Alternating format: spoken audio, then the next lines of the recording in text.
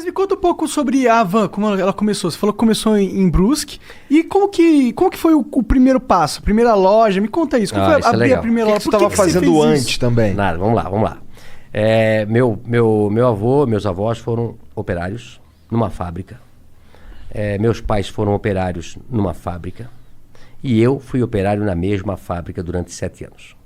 Eu me lembro que na nossa época, eu tenho 58 anos de idade, né? E na época todo mundo entrava com 14 anos de idade a trabalhar, que também não morria ninguém. Era normal, né? Eu vejo muitos pais reclamando, inclusive donos de negócio, dizem, eu queria botar meu filho a ser garçom, a atender a mesa, mas não pode. Se vier algum fiscal aqui, me multa, né? Antigamente ninguém morria por trabalhar. Isso também está errado. Então, meu pai, eu sempre fui muito estudioso, eu sou disléxico, né? Disléxico é a dificuldade de aprender a ler nos primeiros anos. Tu também? Sim, eu tenho muita dificuldade em ler. Eu também. Nossa, muito difícil. A professora, quando dizia assim, Luciano, continua a leitura. Eu já ia na aula de português tremendo. Eu já ia mal para a aula de português. Eu sempre fui péssimo em português e ótimo em matemática. Eu sempre aprendi a multiplicar e a somar. Dividir. Isso é bom, né? Eu sempre aprendi muito. Essa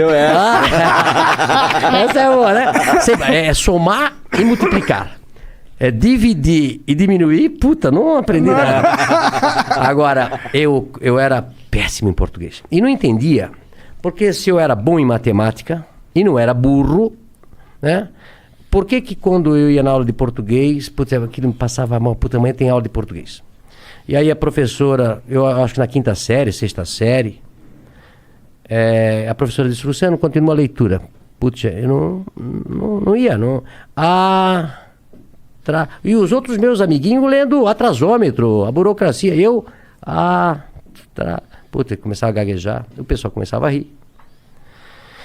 E aí, eu não entendia. Aí eu pensei, o que eu vou fazer? E eu comecei a estudar em casa.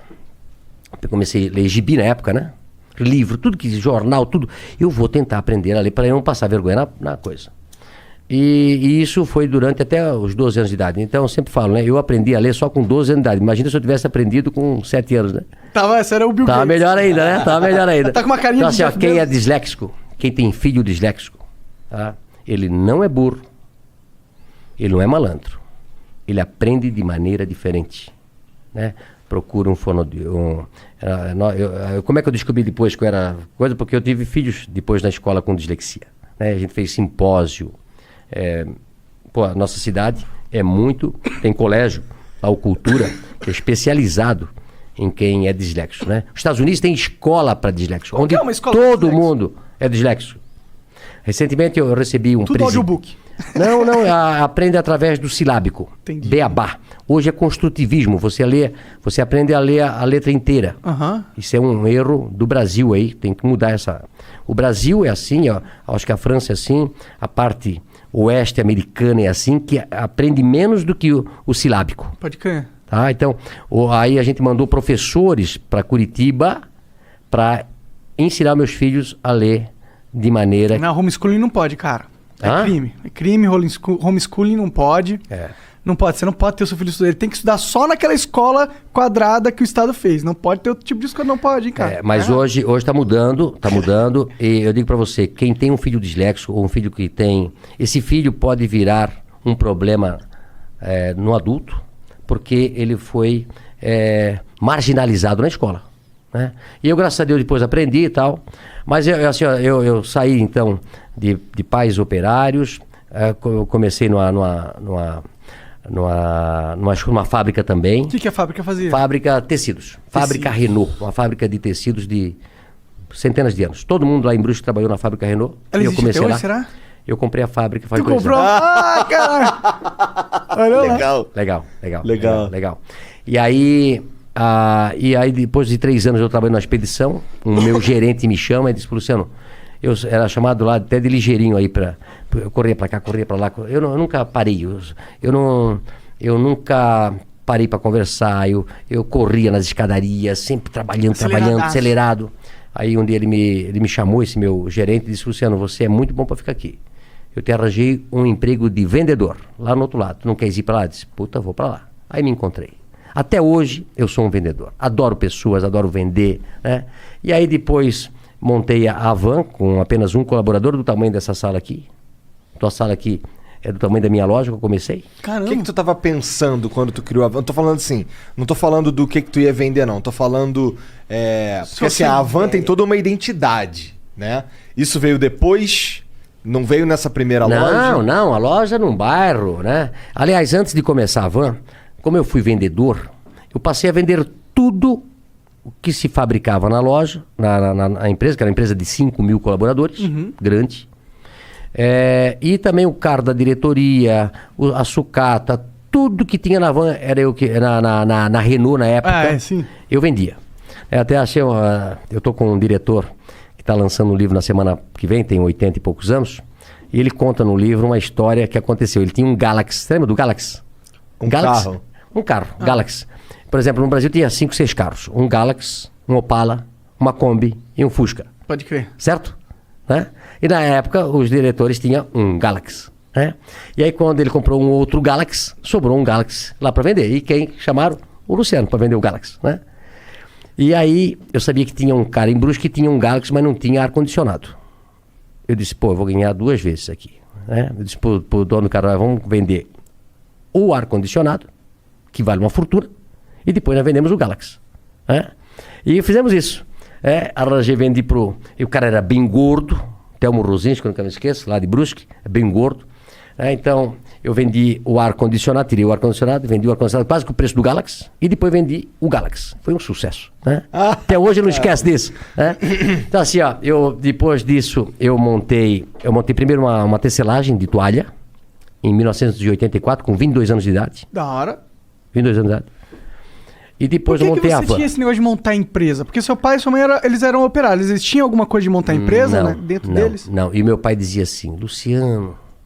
Eu começava das 7 da manhã às 5 da tarde. E meu pai trabalhava das 5, 1h30. E aí, antes de eu ir para o escritório onde eu trabalhava, eu passava no lugar que meu pai trabalhava, que era um subsolo. Trabalhou 42 anos num porão. Meu pai.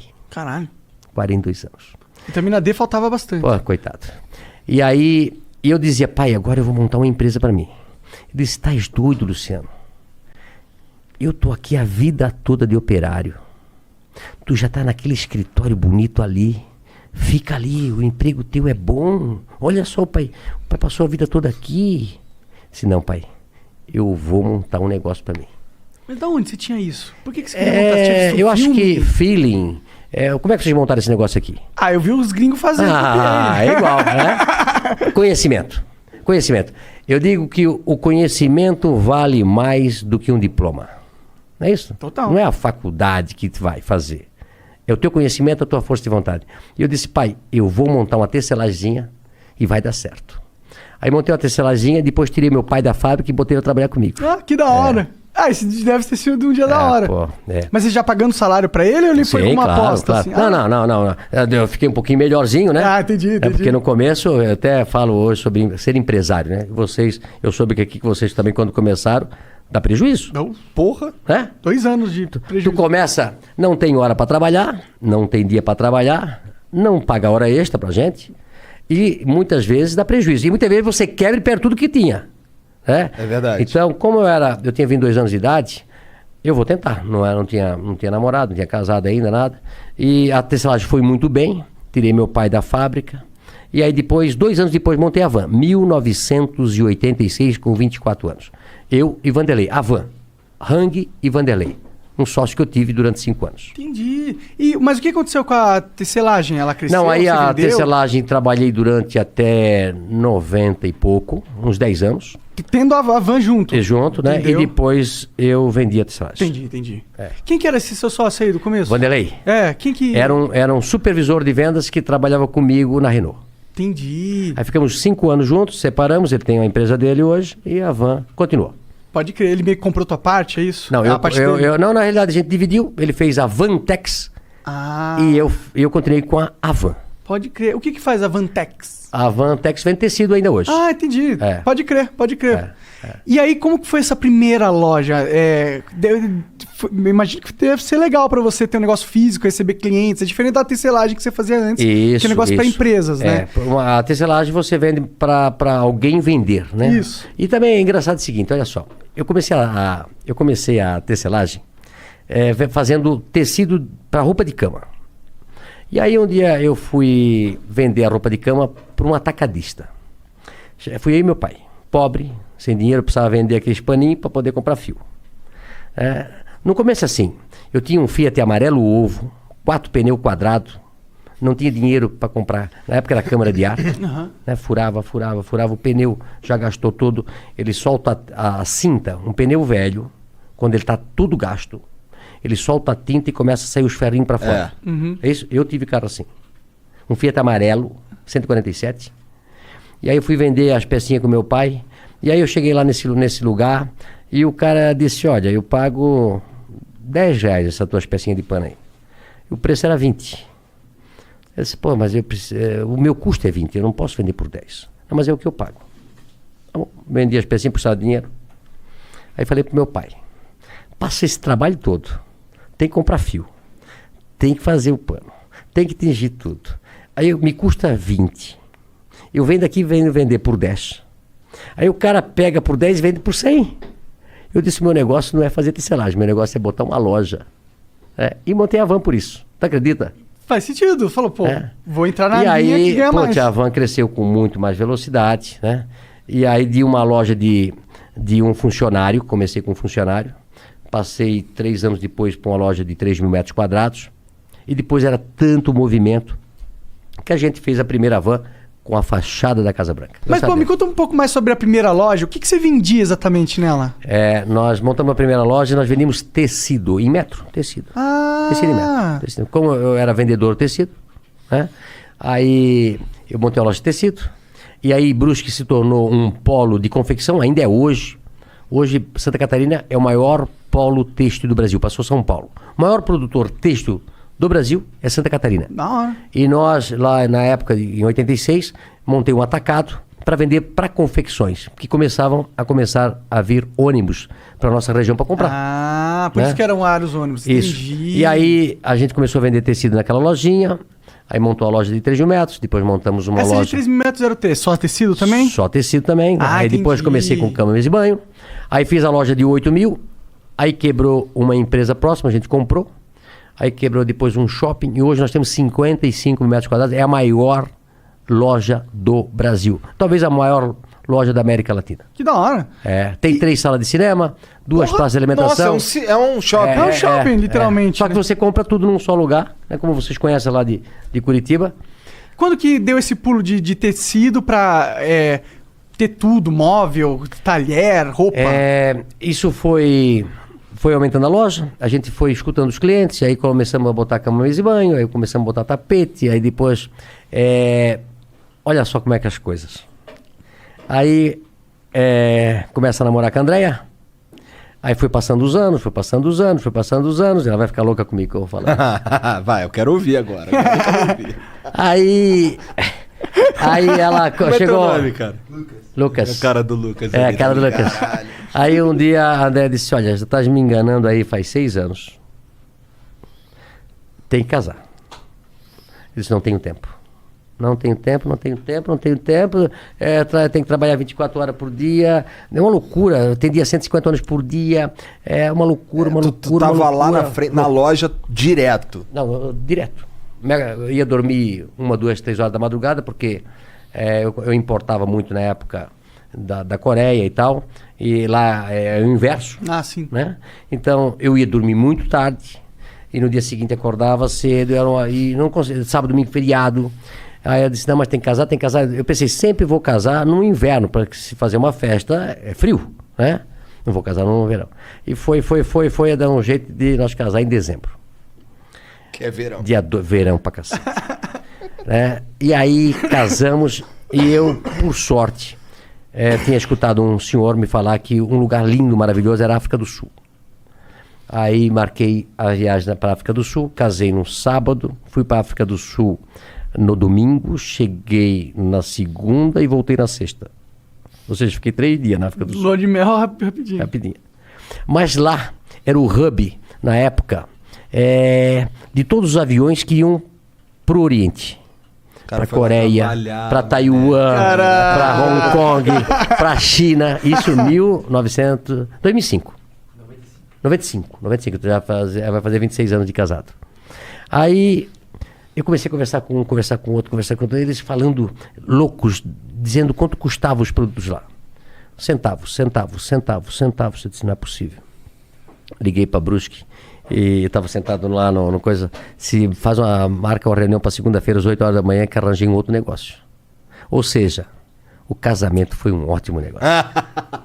Eu digo isso pra ela, fica louca.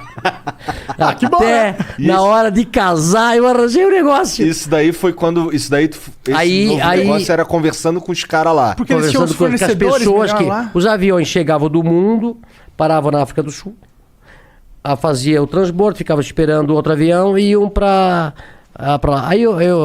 Aí eu disse, eu cheguei e avisei pro pessoal, já disse, olha, prepara uma reunião, segunda-feira, eu vou fazer uma loja de importados. Havan, o Paraguai é aqui, né? Isso era dezembro. Dezembro eu fui pro Paraguai, via mais ou menos o que eles vendiam lá. Janeiro já fui para Las Vegas, tem uma feira de importado, tinha lá. E no ano seguinte já fui no mês seguinte já fui para China, para tudo quanto é lugar. E aí começamos a importar produtos importados na época que o dólar estava muito defasado. Mas foi um sucesso quando a gente abriu. Então eu incorporei todos esses produtos aí que se vê hoje. Foi nessa época aí. Entendi, foi do caraca, o cara tirou do casamento a van moderna. Mas tu sabe de uma coisa? O Brasil, eu tenho falado bastante isso, e falo isso para os meus compradores, que nós só devemos importar aquilo que for 30%, 40% mais barato lá fora. Tentar comprar tudo que for possível no Brasil. Nós temos que gerar emprego no Brasil. E sabe por que a gente não gera mais emprego no Brasil? Tem algumas... Por causa dos impostos. Né? Bom, nós temos a maior carga tributária do mundo. O Brasil, na década de 80, de 70, exportava tudo. Exportava louça, exportava toda a indústria nacional, exportava para o mundo todo. E por que nós fomos perdendo competitividade? Lá atrás, a carga tributária era 18, 20, 22, 24. E hoje chega a quase 50% de tudo que a gente produz. Sim. Ou seja, tudo no Brasil é muito caro. E aí os outros países começam a competir.